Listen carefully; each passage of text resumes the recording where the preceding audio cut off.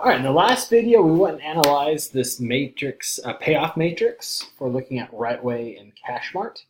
So just as a reminder, a payoff matrix is always going to incorporate the winning or losing amount for just one player, because we're looking only at the zero-sum game. And we're always going to assume it's the row player. So this one, the row player is right way, so all these numbers correspond to right way. So if right way were to do a television ad and cash way were to pick radio, then right way loses 2 percentage points and cash way gains 2 percentage points. And we went through in the last video how to find the saddle point or look for saddle point.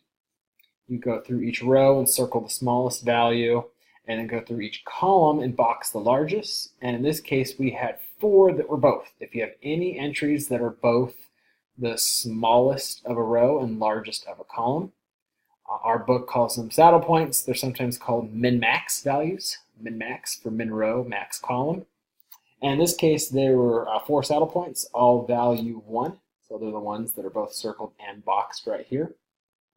So that means if this is if that is correct, then right way is at an advantage here. This is an advantageous scenario for right way, because that means they could guarantee if they pick radio or email, they're going to guarantee an increase.